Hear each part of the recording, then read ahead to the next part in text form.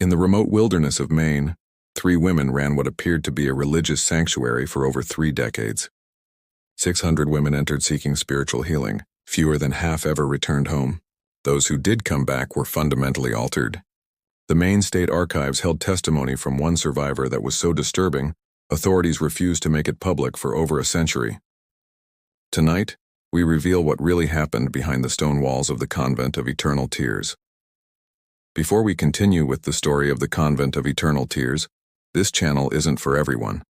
It's only for the bravest souls who dare to uncover the darkest chapters of American history. If you have the courage to hear what really happened in the shadows of our past, hit that subscribe button and let us know in the comments what state you're listening from. Are you brave enough to join our community of true mystery seekers? Let's find out together. What makes this story particularly chilling is that it wasn't driven by religious fanaticism or supernatural forces, but by something far more terrifying. The calculated pursuit of knowledge at any human cost, hidden behind a facade of Christian charity. In the late 18th century, the District of Maine was still part of Massachusetts, a wild territory where isolated communities struggled to survive harsh winters and even harsher realities. The coastal town of Millbridge, with a population of barely 300 souls, served as a trading post for lumber merchants and fishermen, brave enough to navigate the treacherous waters of the Atlantic. 15 miles inland through dense forest, marked only by Native American hunting trails, lay a parcel of land that would become synonymous with unspeakable horrors. The Ashford women arrived in Millbridge on a gray October morning in 1798. Their horse-drawn wagon was loaded with mysterious crates and medical supplies that drew curious glances from townspeople. Mother Superior Agatha Ashford stepped down from the wagon with the bearing of European nobility. Agatha was a striking woman in her early 40s with silver-streaked auburn hair and penetrating gray eyes that seemed to catalog every detail of her surroundings. Her voice carried the refined accent of educated English society, and her manner suggested someone accustomed to command and absolute obedience. Sister Prudence Ashford emerged next, a tall, gaunt woman of 30 with alabaster skin and hands that moved with the precise grace of a master craftsman. Her fingers were long and pale, with an unusual steadiness that would later prove essential to her gruesome work. Unlike her superior, Prudence spoke little, observing the world through pale blue eyes that revealed nothing of her thoughts. When she did speak, her voice held traces of a Scottish accent, cultured, but with an underlying coldness that made even hardened frontiersmen uncomfortable. The youngest of the trio, novice Temperance Ashford, appeared to be barely past 22 years. She possessed a haunting beauty that drew immediate attention. Raven black hair, porcelain skin, and dark eyes that seemed to hold ancient secrets. But there was something unsettling about her beauty, a quality that made mothers instinctively pull their children closer when she passed. Her smile never reached her eyes, and she had an unnerving habit of studying people as if they were specimens in a collection. The Ashford women claimed to be Anglican nuns fleeing religious persecution in England, seeking to establish a new order in the American wilderness. They carried impressive letters of recommendation from English church officials, documents that would later be revealed as masterful forgeries. Their story was compelling enough to satisfy the Protestant community of Millbridge, who viewed the presence of educated religious women as a civilizing influence on their rough frontier settlement. With gold coins that seemed inexhaustible, the sisters purchased nearly 200 acres of remote forest land from a grateful widow who had struggled to pay her late husband's debts. The price they paid, 3 times the land's assessed value, raised eyebrows, but also ensured enthusiastic cooperation from local authorities. They immediately hired every available carpenter, mason, and laborer in the region to construct their religious retreat. The building that rose from the wilderness over the following 8 months was unlike any religious structure the workers had ever seen. It was 3 stories of gray stone quarried from the nearby coast, with walls thick enough to muffle any sound from within. The windows were unusually small and positioned high on the walls, making it impossible to see inside from ground level. Most peculiar was the basement level, which required extensive excavation and reinforced foundations far beyond what would be needed for simple storage. When questioned about the unusual architecture, Mother Superior Agatha explained with a serene smile that penitence requires solitude, and solitude requires proper containment. Our Sisters in England have learned that spiritual healing is most effective when the penitent is completely removed from worldly distractions. The explanation satisfied most listeners, though some of the older workers privately wondered why a house of God needed to look so much like a fortress. The Ashford women supervised every detail of construction with meticulous attention. They insisted on specific modifications that seemed strange to the builders: reinforced doors with heavy locks, drainage systems that could handle large volumes of liquid, and ventilation shafts that seemed more appropriate for a medical facility than a convent. When workers asked about these features, the sisters cited their experience with similar religious institutions in Europe, claiming these were standard accommodations for intensive spiritual counseling. Dr. Samuel Hartwell, the circuit physician who traveled between frontier settlements, became one of the sisters' earliest and most enthusiastic supporters. A man in his 50s with a reputation for progressive medical thinking, Dr. Hartwell was immediately impressed by the sisters' apparent knowledge of feminine psychology and mental disorders. During their first meeting, he was amazed by their sophisticated understanding of conditions that most physicians barely recognized. He wrote in his journal, "They sisters possess remarkable insight into the nature of feminine hysteria and melancholia. Their methods, while unconventional, are based on sound medical principles that I fear are decades ahead of current American practice. They speak of techniques for addressing the root causes of mental disturbance rather than merely treating symptoms." What Dr. Hartwell didn't record in his official journal was the private conversation he had with Mother Superior Agatha about the financial arrangements for their collaboration. In exchange for referring difficult cases to the convent and providing medical supplies through his connections, Dr. Hartwell would receive a substantial monthly payment and access to detailed case studies that could advance his own medical career. For a physician struggling to make a living on the frontier, it was an offer too valuable to refuse. The convent's reputation spread throughout the territory with remarkable speed. Families from settlements as far as Portsmouth, Portland, and even Boston began hearing whispered recommendations about the Ashford sisters' miraculous ability to transform troublesome women into model citizens. The cost was steep: $20 silver for a month's treatment, $50 for 3 months, and $100 for what they called complete reformation. But for desperate families dealing with scandalous daughters or hysterical wives, it seemed a small price to pay for peace and respectability. The types of women sent to the Convent of Eternal Tears reflected the social anxieties of early 19th century America. Unmarried mothers who refused to reveal their lovers' identities arrived alongside wives who had publicly challenged their husband's authority. Daughters who rejected arranged marriages were delivered to the same institution that received women who had shown too much interest in books or politics. The common thread was defiance: women who had somehow stepped outside the narrow boundaries of acceptable feminine behavior. Religious tensions of the era also played a role in the convent's clientele. Puritan families occasionally sent daughters who had shown interest in Anglican or Methodist teachings, while Anglican families disposed of daughters attracted to the emotional fervor of Baptist revival meetings. The Ashford sisters accepted all denominations with equal enthusiasm, claiming their methods transcended sectarian differences through the universal power of Christian discipline. The first indication that something was fundamentally wrong at the Convent of Eternal Tears came on a bitter February night in 1803, when young Thomas Brewster was hunting in the forest surrounding the mysterious institution, and the 20-year-old trapper had been tracking a wounded deer for hours through the snow-laden wilderness when unusual sounds drew his attention toward the stone building that loomed dark against the winter sky. Thomas had grown up in these woods and knew every natural sound: the crack of ice-laden branches, the distant howl of wolves, the whisper of wind through pine needles. But what he heard that night was different, deeply wrong, and unmistakably human. Through the heavy, snow-filled air came screaming that rose and fell in waves, sometimes dying to desperate whimpers before exploding again into raw, primal shrieks of agony that made his blood freeze in his veins. Abandoning his wounded prey, Thomas crept closer to the convent, his heart pounding as the terrible sounds continued. The building appeared completely dark from the outside, but as he circled toward the rear, he noticed a faint glow emanating from basement windows that were partially hidden by snowdrifts.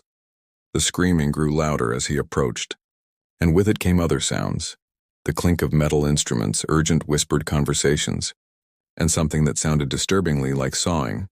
Through a partially frosted basement window, Thomas glimpsed a scene that would haunt him for the rest of his life. The basement had been converted into what could only be described as a surgical theater, brilliantly illuminated by dozens of oil lamps and candles that cast dancing shadows on the stone walls. A woman was secured to a wooden table with leather restraints, her head held immobile by a metal apparatus that looked more like a torture device than medical equipment. Sister Prudence stood over the restrained woman, her usually pale face flushed with concentration as she manipulated what appeared to be a long, thin metal rod. The patient's head was partially shaved, revealing pale scalp marked with dark lines drawn in ink. Most horrifying of all, there was clearly an opening in the woman's skull. Thomas could see the gleam of exposed bone and something darker underneath that he realized with sick horror was brain tissue. The screaming woman's eyes were wide with terror and pain. But what made the scene even more nightmarish was the clinical detachment of her tormentors. Mother Superior Agatha stood nearby with a notebook, calmly recording observations as if she were documenting a routine medical procedure.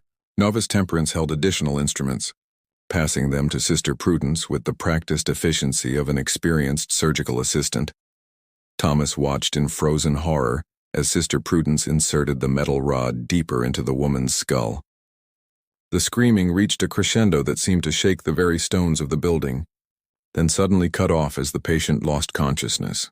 The sisters continued working with methodical precision, apparently untroubled by the fact that their patient was no longer responsive to their ministrations. Unable to witness any more, Thomas fled into the night, stumbling through snowdrifts in blind panic. The image of that basement chamber burned itself into his memory. The casual efficiency of the procedures, the scientific detachment of the perpetrators, and most terrifying of all, the realization that this was clearly not the first time such horrors had occurred within those stone walls. When Thomas reached town the next morning, he burst into his father's blacksmith shop, babbling about torture chambers and brain surgery with such frantic intensity that his father feared the boy had suffered a mental breakdown. The elder Brewster, a practical man who valued community stability above all else, listened with growing alarm as his son described scenes that seemed to belong in Gothic novels rather than a respectable religious institution. "Thomas," his father said carefully, "you were hunting alone in a blizzard in the dark after tracking a wounded animal for hours. The mind can play terrible tricks under such circumstances. Perhaps what you saw was a medical procedure of some kind.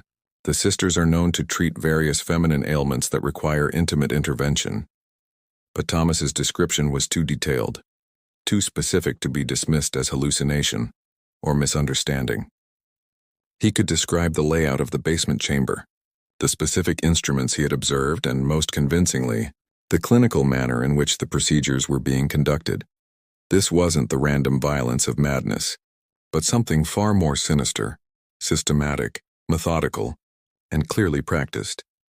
The elder Brewster decided to consult with Deacon Morrison, the town's most respected citizen and unofficial moral authority. Morrison was a cautious man who had built his reputation on careful judgment and community harmony.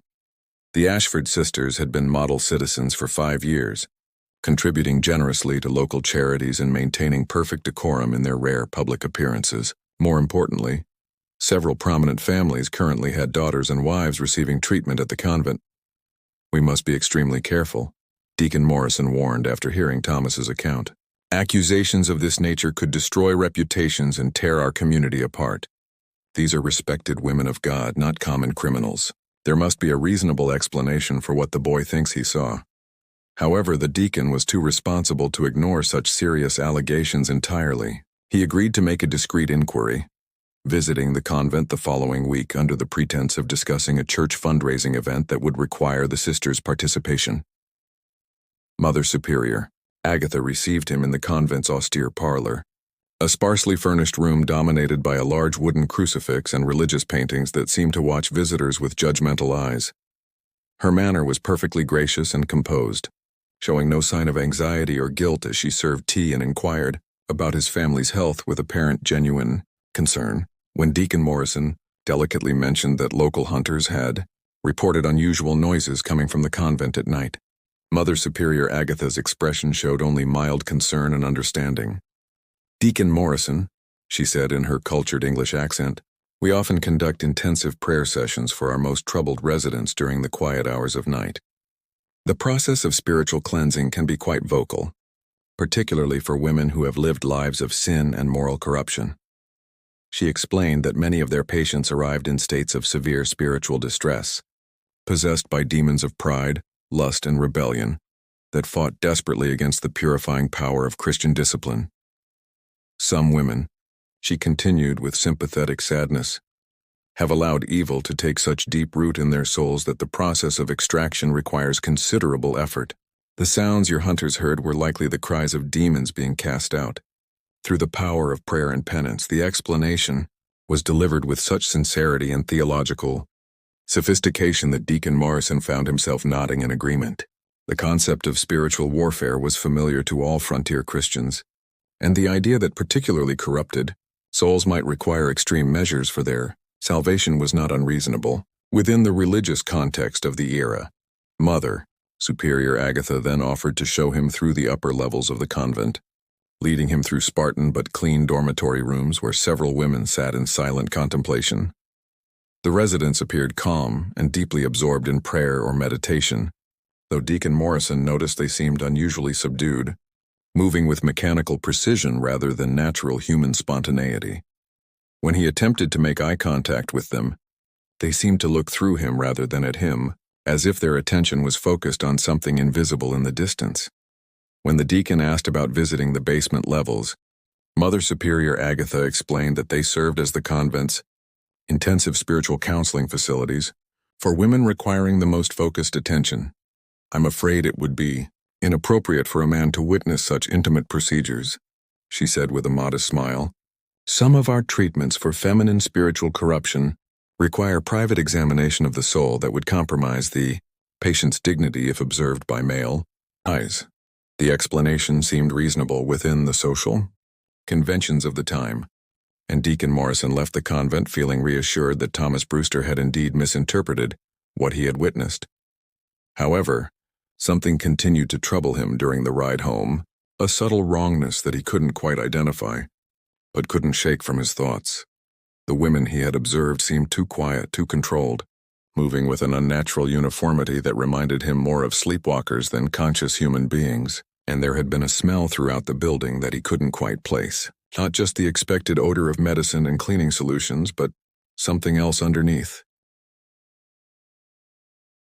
Something that reminded him uncomfortably of the battlefield hospitals he had visited during the Revolutionary War, where the stench of blood and suffering had been so thick it seemed to coat the inside of his throat. Following Deacon Morrison's visit, the Ashford sisters implemented additional security measures that made their operations even more secretive.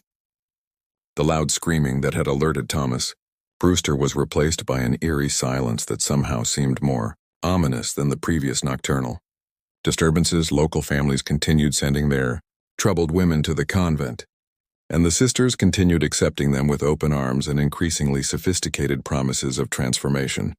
However, observant residents began noticing disturbing patterns that suggested something was fundamentally wrong with the treatments being administered. Behind those stone walls, women who entered the convent for spiritual correction often emerged months later as completely different people, not reformed or redeemed, but somehow fundamentally altered in ways that defied explanation.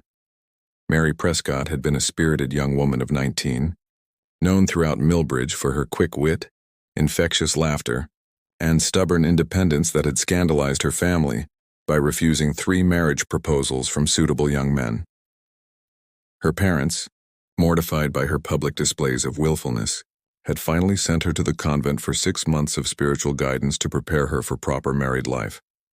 When Mary returned home, her parents were initially delighted by the transformation. Gone was the rebellious daughter who had argued about everything from household duties to religious doctrine. In her place was a docile, blank-eyed woman who spoke only when directly addressed and never expressed personal opinions or desires. She accepted the first marriage proposal that came her way with mechanical compliance, showing no emotion or preference about the match. But as weeks passed, Mary's parents grew increasingly concerned about their daughter's condition. She displayed no recognition of favorite foods, cherished possessions, or childhood friends. When shown letters she had written before her treatment, she stared at them without comprehension, as if looking at documents written by a complete stranger. Most disturbing of all, she showed no emotional reaction to anything. Neither joy nor sorrow, pleasure nor pain seemed to register in her consciousness. Dr. Hartwell, when consulted about Mary's condition, praised the sister's work as a complete success.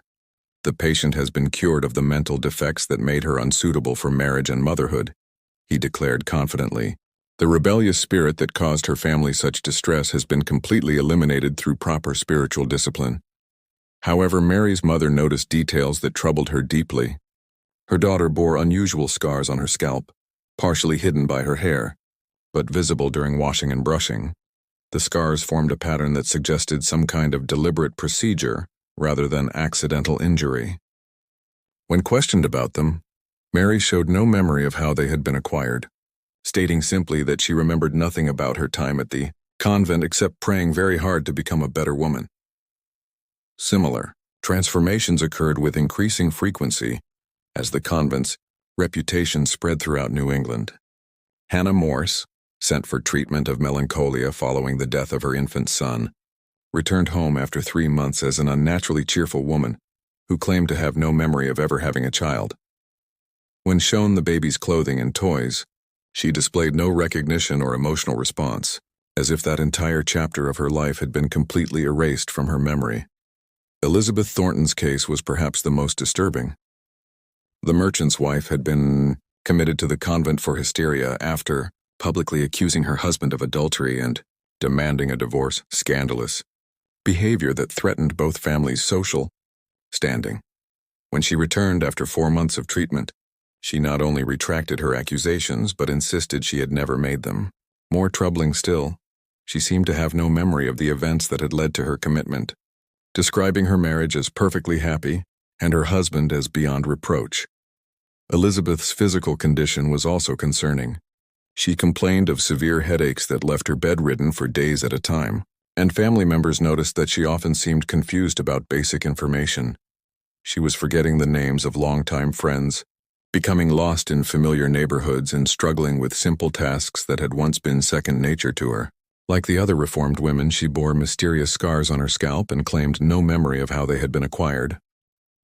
Dr. Hartwell continued his enthusiastic endorsement of the Ashford methods, though his own behavior grew increasingly erratic as the years passed. The once respected physician began drinking heavily and often spoke in rambling monologues about advancing medical science and necessary sacrifices for the greater good of humanity. His journal entries from this period, discovered after his death, reveal a man wrestling with his conscience while justifying increasingly horrific actions. The procedures I have witnessed challenge every principle of medical ethics I was taught, yet the results are undeniable. The sisters have achieved what European physicians only theorize about: the ability to alter personality, suppress specific memories, and modify behavior through direct surgical intervention in the brain. Their documentation is meticulous, their methodology sound, their results consistent and reproducible. History will judge whether we are pioneers advancing human knowledge or monsters, exploiting human suffering. The flow of correspondence between the convent and various European medical institutions intensified dramatically during this period. Local postal workers, though sworn to confidentiality through generous payments, couldn't help but notice the volume of packages and letters bearing foreign addresses. The Ashford sisters were receiving regular shipments of medical texts, surgical instruments, and chemical compounds, while sending out detailed reports and what appeared to be preserved biological specimens. Mother Superior Agatha began making monthly trips to Portland and Boston, always returning with crates of supplies and equipment that required careful handling. She explained to curious locals that the convent was pioneering revolutionary treatments for feminine mental disorders, combining traditional spiritual healing with the latest advances in European medical science. Her cultured manner and obvious education made these explanations seem plausible to a community that valued both religious faith and scientific progress. But some residents remained deeply suspicious of the changes they observed in the convent's patients. Martha Goodwin, whose daughter Rebecca had undergone treatment and returned fundamentally altered, began quietly questioning other families about their experiences. She discovered a disturbing pattern. None of the women who had received intensive treatment in the basement facilities could remember anything about their time at the convent except fragments of prayers and religious instruction. Martha's investigation revealed another troubling fact. Several women had simply never returned from the convent at all. When families inquired about their missing daughters or wives, the Ashford sisters claimed these women had experienced such profound spiritual awakening that they had chosen to remain as permanent residents, dedicating their lives to prayer and service. However, families who requested to visit these supposed residents were politely but firmly turned away, told that the women had taken strict vows of silence and seclusion that prohibited any contact with their former lives. The mystery deepened when Martha learned that the convent was accepting women from increasingly distant locations. Wealthy families from New York, Philadelphia, and even Charleston were sending their most problematic daughters to the remote Maine institution. They were apparently willing to pay substantial sums and travel great distances for the promise of complete behavioral transformation. The fees had risen accordingly. The sisters now charged up to $500 for what they termed comprehensive reformation, a process that typically required 6 months and guaranteed permanent elimination of all undesirable traits and tendencies. As the convent entered its second decade of operation, the Ashford sisters had established themselves as recognized authorities on feminine mental disorders throughout the medical communities of both America and Europe. Their carefully crafted reputation attracted attention from some of the most prominent physicians and researchers of the era. Men who were fascinated by the detailed case studies and remarkable success rates documented in the sisters' regular correspondence with medical institutions. Dr. Jonathan Whitmore of Harvard Medical School became one of their most dedicated correspondents, maintaining a regular exchange of letters that lasted for over 15 years. In his communications, preserved in the Harvard archives, he expressed amazement at the sophistication of their research. "Your documentation of behavioral modification techniques surpasses anything I have encountered in contemporary European literature. The precision with which you correlate specific physical interventions with predictable personality changes suggest a level of understanding that our profession will not achieve for decades." What Dr. Whitmore didn't realize was that he was reading clinical descriptions of procedures that would later be recognized as primitive forms of lobotomy, trephination, and systematic brain damage. The Ashford sisters had developed a sophisticated understanding of cranial anatomy and brain function through years of unrestricted experimentation on human subjects, accumulating knowledge that legitimate researchers could only theorize about based on animal studies and post-mortem examinations. The sisters' research methodology was disturbingly thorough. They maintained detailed records of each patient's personality traits, behavioral patterns, and psychological characteristics before treatment. They then documented every aspect of their experimental procedures with scientific precision. Post-treatment observations tracked changes in memory, personality, cognitive function, and behavior with the same meticulous attention to detail that characterized legitimate medical research. Their surgical techniques evolved significantly during this period. Sister Prudence had become remarkably skilled at what she termed targeted cranial intervention, developing methods for accessing specific regions of the brain through carefully calculated entry points. Her detailed anatomical drawings, discovered decades later, showed various approaches to different brain structures with precise measurements and angles that demonstrated a sophisticated understanding of cranial anatomy. The procedures themselves were conducted with a clinical detachment that made them even more horrifying. Patients were typically sedated with laudanum or other opiates, but not enough to eliminate consciousness entirely. The sisters needed their subjects to remain responsive so they could monitor the effects of their interventions in real time. They would ask questions, give commands, and observe changes in behavior as they manipulated different brain regions with their instruments. Novice Temperance had evolved into the group's expert on what they called psychological conditioning and behavioral reconstruction. She developed elaborate protocols for reinforcing the effects of surgical procedures through carefully designed programs of reward and punishment.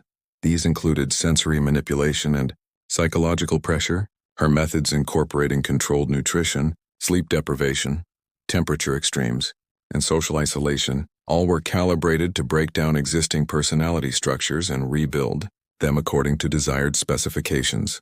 The sisters also pioneered the use of various chemical compounds to enhance their experimental results. Through their network of medical contacts, they obtained access to substances that wouldn't be available to mainstream medicine for decades. They experimented with different drug combinations, documenting their effects on consciousness, memory, and susceptibility to psychological manipulation with the same systematic approach they brought to their surgical work. By 1815, the convent had processed over 400 women through their various treatment programs. The sisters maintained detailed statistical records showing success rates that exceeded 90%. Their definition of success, however, was the complete elimination of whatever personality traits or behaviors had prompted a patient's commitment to their care. Women who died during treatment were recorded as failures and their bodies preserved for further study. The scope of their operations expanded dramatically during this period. They began accepting what they termed research volunteers, typically destitute women with no family connections. These women were offered food, shelter, and modest compensation in exchange for participating in experimental treatments designed to advance medical understanding of the feminine mind. These women, often prostitutes, vagrants, or widows with no means of support, provided the sisters with test subjects for their most experimental procedures. The documentation from these experiments, later discovered in hidden archives throughout the convent, reveals a systematic approach to human experimentation that was both methodical and horrifying. The sisters recorded precise measurements of skull dimensions, detailed descriptions of brain tissue reactions to various stimuli, and careful observations of the relationship between specific surgical interventions and behavioral changes. They also maintained extensive correspondence with researchers throughout Europe and America, selling their findings to medical institutions that were unable or unwilling to conduct such studies themselves. The letters reveal a thriving black market in human experimentation data, with the Ashford sisters serving as primary suppliers of information that couldn't be obtained through legitimate research methods. Dr. Heinrich Zimmermann of the University of Vienna became one of their most lucrative customers, paying substantial sums for detailed documentation of personality modification through surgical intervention. His letters, intercepted decades later by authorities, specifically requested information about procedures for eliminating specific memories, reducing emotional responsiveness, and creating what he termed compliant behavioral states in female subjects. The University of Edinburgh, ironically the same institution that had expelled Dr. Agatha Brennan years earlier, unknowingly purchased research data from their former colleague through intermediaries who didn't reveal the true source of the information. The university's medical school incorporated the Ashford findings into their curriculum, teaching surgical techniques and psychological theories that were based on systematic human experimentation conducted in the Maine wilderness. Perhaps most chilling of all, the sisters began accepting commissions for specific types of behavioral modification. Wealthy families could request particular personality changes in their problematic relatives. This included eliminating artistic interests, reducing intellectual curiosity, suppressing romantic attachments, or creating perfect domestic compliance. The sisters developed specialized procedures for each type of modification, charging premium prices for their increasingly sophisticated services.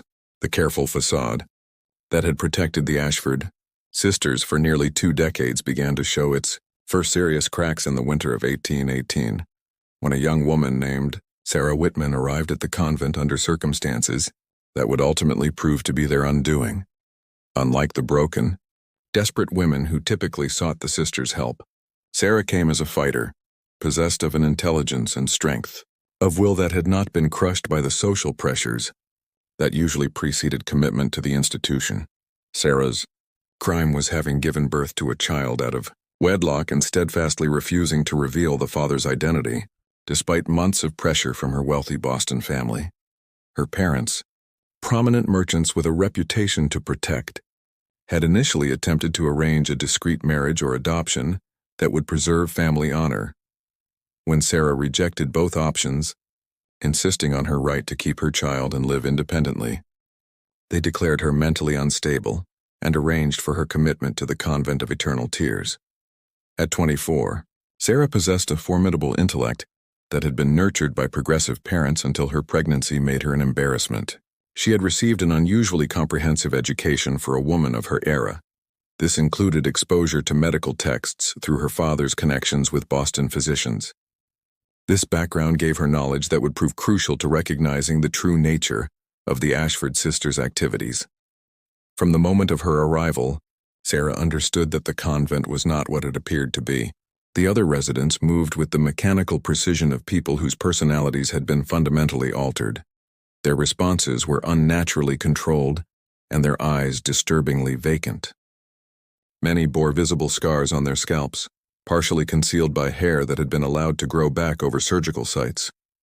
Most telling of all, several women displayed clear symptoms of brain damage, difficulty with speech, memory problems, and personality changes so dramatic they seemed like entirely different people.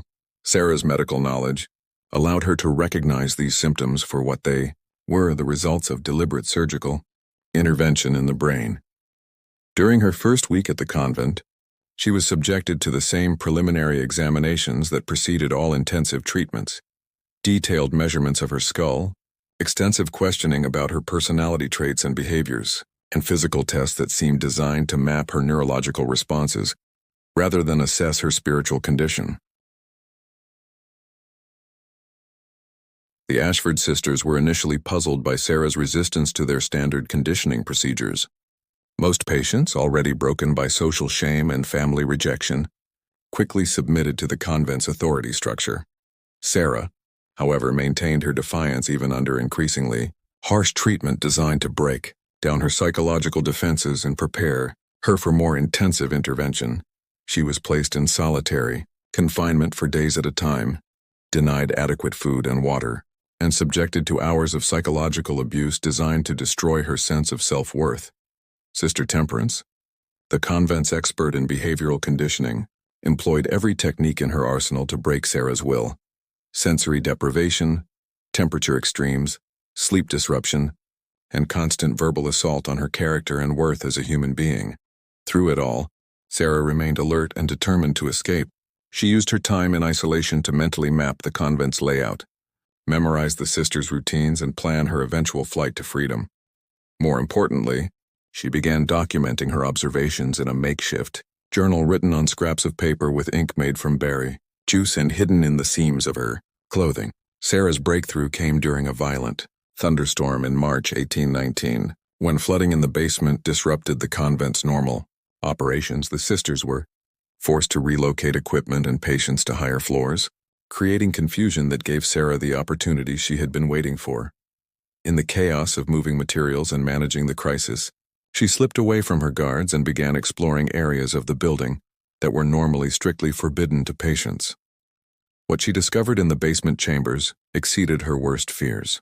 The flooded rooms contained evidence of procedures that defied comprehension: operating tables equipped with restraints designed to immobilize patients completely, collections of surgical instruments unlike anything used in conventional medicine, and most horrifying of all, there were preserved specimens of human brain tissue floating in glass jars, each carefully labeled with patient names, dates, and procedural notes. The surgical records she found documented procedures that she recognized as deliberate brain damage inflicted with scientific precision. The notes described the systematic removal of brain tissue from specific regions with careful observations about resulting changes in personality, memory, and behavior.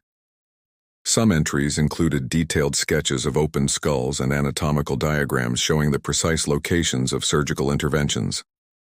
Most damning of all, Sarah discovered extensive correspondence files containing letters from European physicians who were purchasing the sisters' research data for substantial sums of money.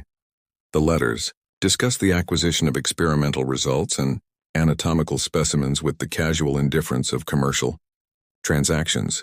It became clear that the convent was operating as a business enterprise, selling the results of human experimentation to researchers who were unwilling or unable to conduct such studies themselves. Armed with this knowledge and samples of documentation that she managed to conceal on her person, Sarah began planning her escape with desperate urgency. She knew that she was scheduled for intensive treatment within days, and she understood that this would likely leave her as damaged as the other women she had observed. Her window of opportunity was closing rapidly, and the sisters were becoming increasingly suspicious of her continued resistance to their conditioning methods. The escape attempt came on a moonless night in early April 1819 when Sarah managed to overpower a guard and flee into the surrounding forest. The Ashford sisters immediately organized a massive search effort, knowing that Sarah possessed information that could destroy their carefully constructed facade and expose decades of criminal activity. For 3 harrowing days, she evaded capture while making her way through the wilderness toward the nearest settlement, surviving on spring water and whatever edible plants she could identify. The sisters' pursuit was relentless and well-organized. They knew the terrain intimately and had the resources to mount a comprehensive manhunt that included local men who had been hired under the pretense of searching for a mentally disturbed woman who might harm herself.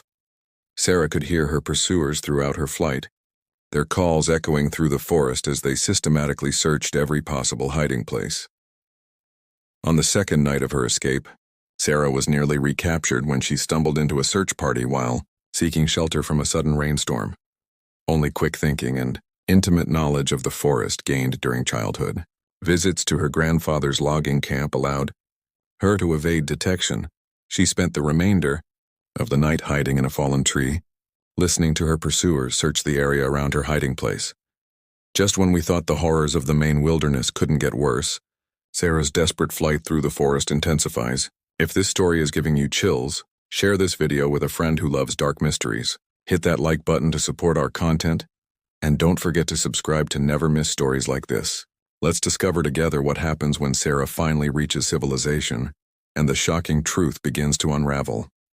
By the third day, Sarah's physical condition was deteriorating rapidly. She was dehydrated, exhausted, and suffering from exposure to the harsh April weather. Her feet were bleeding from walking barefoot over rough terrain, and she was beginning to show signs of hypothermia. But her determination to reach safety and expose the Ashford sisters' crimes drove her forward, despite her body's protests. The breakthrough came when she encountered a trapper named Joshua Meadows, who was checking his lines in the early morning hours.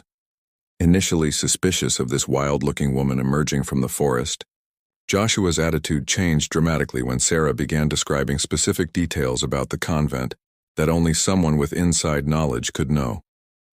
Her desperation was genuine.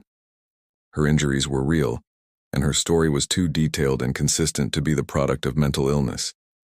Joshua provided Sarah with food, warm clothing, and most importantly, safe passage to the sheriff's office in Millbridge. But even as they traveled together, Sarah remained terrified that the Ashford sisters would find her before she could tell her story to authorities. She had seen enough of their operations to know that they had resources and connections that extended far beyond their isolated convent. When Sarah Whitman finally reached Sheriff William Hawthorne's office in Millbridge on Hire, April 18, 1819, her appearance and wild claims initially met with the same skepticism that had greeted Thomas Brewster's account 16 years earlier. Sheriff Hawthorne, a practical man who prided himself on level-headed judgment, assumed he was confronting another victim of wilderness exposure and mental breakdown. Sarah's story of systematic human experimentation seemed too fantastic to be credible, too horrific to be real. However, several factors distinguish Sarah's testimony from typical accounts of disturbed individuals. First, her detailed knowledge of the convent's interior layout matched information that had never been made public. She could describe not only the general structure of the building but specific details about the basement chambers, the arrangement of equipment, and the locations of hidden storage areas that only someone with extensive inside access could know. More importantly, Sarah had managed to steal several crucial documents during her escape: surgical notes, correspondence with European medical institutions, and patient records that provided concrete evidence of the Ashford sisters' activities. These documents, written in clinical language but describing procedures that would be considered war crimes by modern standards, left no doubt about the systematic nature of the horrors being conducted at the convent. The first document was a surgical log covering procedures performed on 23 different women over the course of 8 months. The entries were written with scientific precision, documenting operations that involved drilling holes in patients' skulls and inserting various implements to damage or remove specific brain tissues. Each entry included detailed preoperative personality assessments, surgical notes describing the exact procedures performed, and postoperative observations tracking changes in behavior, memory, and cognitive function. One particularly chilling entry described the case of Margaret Fowler, a 19-year-old woman who had been committed for excessive reading and intellectual curiosity, inappropriate to her sex. The surgical notes documented a procedure designed to damage the brain regions associated with learning and memory with the stated goal of reducing the patient's compulsive interest in books and abstract thinking while preserving basic domestic skills. The post-operative observations showed the horrific success of the procedure. Margaret's personality had been fundamentally altered. Her love of reading was completely eliminated. Her vocabulary was dramatically reduced, and her ability to engage in complex reasoning was severely impaired. The notes concluded with satisfaction that the patient now displays appropriate feminine docility and shows no interest in activities beyond basic household tasks. The second document was even more damning. A detailed correspondence file containing letters from Dr. Heinrich Zimmermann of the University of Vienna, negotiating the purchase of cranial intervention, research data for the sum of 4,000 Austrian florins. The letters specifically requested documentation of techniques for eliminating undesired memories and personality traits through surgical modification of brain structure. Dr. Zimmermann's correspondence revealed the existence of an international network of researchers who were purchasing human experimentation data from the Ashford sisters. Universities in Edinburgh, Berlin, and Paris were all receiving regular reports detailing the results of procedures that would be banned under any civilized legal system. The sisters were essentially operating as commercial suppliers of information that legitimate researchers couldn't obtain through ethical means. The third document was perhaps the most horrifying. A patient catalog listing over 600 women who had been processed through the convent's various programs since 1798. The catalog was organized by type of treatment received, with detailed annotations describing the specific procedures performed on each patient and their ultimate disposition. The majority of entries were marked reformed and returned, women who had undergone surgical modification and been sent back to their families with altered personalities. A smaller number were listed as permanent residents, women who had supposedly chosen to remain at the convent, but whose current whereabouts were unspecified. Most troubling of all, nearly 200 entries were marked simply as expired, women who had died during or shortly after experimental procedures. Sheriff Hawthorne, confronted with this overwhelming evidence, realized he was dealing with crimes that exceeded anything in his experience. He immediately organized a raid on the convent, assembling a force of 15 armed men for what he now understood would be far more than a routine arrest. The sheriff also sent urgent messages to authorities in Portland and Boston, requesting assistance from federal marshals who would have jurisdiction over crimes of this magnitude. However, the Ashford sisters had been monitoring the situation through their network of informants in Millbridge. By the time the raiding party reached the convent on the morning of May 20th, 1819, they found the building completely abandoned. The sisters had vanished during the night, taking with them most of their portable equipment and documentation, leaving behind only the evidence they couldn't transport. The search of the abandoned convent revealed a chamber of horrors that traumatized even the most hardened members of the raiding party. The basement contained a fully equipped surgical theater with implements specifically designed for cranial procedures. The walls were lined with shelves holding hundreds of preserved brain specimens. Each specimen was labeled with detailed information about the patient, from whom it had been removed, and the specific experiments that had been conducted. A hidden chamber behind a false wall contained 47 bodies in various states of preservation, all showing evidence of cranial surgery. The bodies had been maintained in a solution of alcohol and other chemicals, apparently for ongoing study purposes. Each corpse was tagged with detailed information about the procedures that had been performed and the results that had been achieved before death. The investigators also discovered extensive documentation that had been left behind in the sisters' hasty departure. File cabinets contained thousands of pages of surgical notes, patient records, and correspondence with medical institutions throughout the world.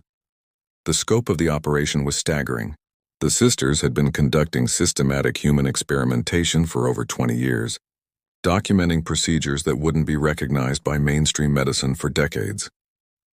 Dr. Samuel Hartwell, when confronted with evidence of his complicity in the operation, initially attempted to justify his involvement by claiming he was advancing medical science for the benefit of humanity. These women were already lost to society, he argued desperately. Their conditions made them unsuitable for normal life.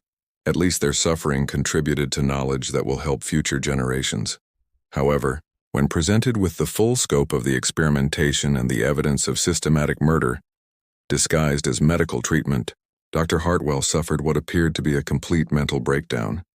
In his final confession, delivered while under guard in the Millbridge jail, he revealed the true identities of the Ashford sisters and the full extent of their criminal background. The women known as Mother Superior Agatha, Sister Prudence, and Novice Temperance Ashford were actually Dr. Agatha Brennan, Dr. Prudence Ashford, and Dr. Temperance Ashford, trained physicians who had been expelled from European medical institutions for conducting unauthorized human experiments. Dr. Brennan had been banned from practicing medicine in Scotland after several patients died during her experimental procedures designed to correct feminine hysteria through surgical intervention. Dr. Prudence Ashford had been dismissed from the University of Edinburgh Medical School after being caught conducting illegal experiments on asylum patients, attempting to map brain function through systematic damage to different cranial regions. Dr. Temperance Ashford, the youngest of the three, had been her sister's student in developing psychological conditioning techniques designed to enhance the effects of surgical procedures. The three women had fled Europe in 1797 and established their false identity as Anglican nuns to provide cover for continuing their research in a location where they would be free from medical oversight or legal constraints. They had spent over 20 years perfecting techniques for modifying human behavior through surgical intervention, accumulating knowledge that legitimate researchers could only dream of obtaining. The manhunt for the escaped Ashford sisters became one of the most extensive criminal investigations in early American history, involving federal marshals, local sheriffs, and even international cooperation with European authorities. However, the three women had vanished completely, leaving behind only the horrific evidence of their 2 decades of systematic human experimentation. Investigation revealed that the sisters had maintained multiple escape routes from the convent and had accumulated substantial wealth from their illegal activities. Bank records discovered during the investigation showed they had transferred enormous sums to accounts in Canada, Mexico, and several European countries over the years. The total amount exceeded $50,000, a fortune that would be worth millions in today's currency. The sisters had also established false identities in safe houses throughout North America and Europe, suggesting they had planned their eventual escape from the beginning of their American operations. Shipping records indicated they had been gradually moving equipment and documentation out of the convent for months before Sarah's escape, preparing for the possibility that their activities would eventually be discovered. The investigation revealed the full scope of their criminal enterprise. Over the course of 21 years, the Ashford sisters had processed more than 600 women through their experimental programs. Of these, approximately 250 had been returned to their families as successfully treated patients, though investigation revealed that all showed signs of brain damage consistent with surgical intervention. Another 50 women had been reported as choosing to remain at the convent as permanent residents, though no trace of these women was ever found. The sisters had apparently murdered these patients when their conditions made them unsuitable for return to society. preserving their bodies for ongoing study and disposing of the remains when preservation was no longer useful. The remaining 200 women were found in various states of preservation throughout the convent's hidden chambers. These appeared to be patients who had died during experimental procedures or had been deliberately killed when their responses to treatment provided valuable research data. The systematic preservation of these bodies suggested they had been maintained for comparative study over extended periods. The investigation also uncovered evidence of an extensive network of collaborators throughout the medical and academic communities. Dr. Hartwell was only one of several physicians who had referred patients to the convent and provided medical supplies in exchange for access to experimental results. Postal workers, suppliers, and even some local officials had been paid to maintain secrecy about the convent's activities. Universities throughout America and Europe were found to have unknowingly incorporated the Ashford sisters' research into their medical curricula. Surgical techniques and psychological theories that were being taught to new generations of physicians were based on systematic human experimentation conducted in the Maine wilderness. The discovery forced a painful re-examination of the sources of medical knowledge and the ethical standards of the profession. The families of victims faced an agonizing choice between seeking justice and protecting their reputations. Public acknowledgement that their daughters and wives had been subjected to horrific experimentation would expose them to social scandal and destroy their standing in their communities. Most chose silence, preferring to live with private grief rather than public shame. This conspiracy of silence meant that the full extent of the Ashford sisters' crimes was never officially acknowledged. The investigation was quietly closed after 6 months, with most of the evidence sealed in government archives that wouldn't be opened for over a century. The official record simply stated that 3 women operating a fraudulent medical facility had fled justice, leaving behind evidence of irregular treatment methods. The convent building was eventually burned to the ground by local residents who wanted to erase all trace of what had occurred there. However, the extensive documentation of the sisters' experiments was preserved and eventually made its way to medical institutions throughout the world. Ironically, research that had been obtained through such horrific means contributed to legitimate advances in understanding brain function and psychological disorders. Sarah Whitman, the sole survivor to escape and expose the truth, struggled for years with the trauma of her experience. She spent months providing testimony to investigators and helping to identify other victims. But the emotional toll was devastating. The knowledge that she was the only person willing to speak publicly about the horrors she had witnessed isolated her from a society that preferred to forget such uncomfortable truths. Sarah eventually moved to California under an assumed name, where she worked as a teacher while trying to rebuild her life. She never married and maintained minimal contact with her family, who were embarrassed by her public testimony about the convent. Her detailed memoir, written shortly before her death in 1863, provided the most complete account of life inside the convent of Eternal Tears and served as crucial historical evidence of the sisters' crimes. The Ashford sisters themselves were never captured, though unconfirmed reports placed them in various locations throughout the Americas and Europe over the following decades. Some investigators believe they continued their work under different identities, while others suggested they had been killed by associates seeking to eliminate witnesses to their crimes. A reported sighting in Argentina in 1847 described 3 elderly women operating a private medical facility for wealthy families, but investigation proved inconclusive. The most credible account came from a French physician who claimed to have encountered Dr. Agatha Brennan in Paris in 1856. According to his report, she was working under an assumed name as a private physician, specializing in nervous disorders in women. She was using techniques that bore suspicious similarities to the methods documented at the Maine convent. However, when authorities investigated, the woman had already disappeared, leaving behind only tantalizing hints of her true identity. The case of the Convent of Eternal Tears represents one of the most systematic and prolonged examples of human experimentation in American history. The Ashford sisters combined scientific methodology with complete moral bankruptcy, creating a program of research that advanced medical knowledge while destroying hundreds of lives. Their meticulous documentation revealed techniques and insights that wouldn't be officially recognized by mainstream medicine for decades. but at a human cost that defies comprehension. The case also exposed the vulnerability of women in early American society, where social pressures and legal constraints made it possible for 3 criminals to operate with impunity for over 2 decades.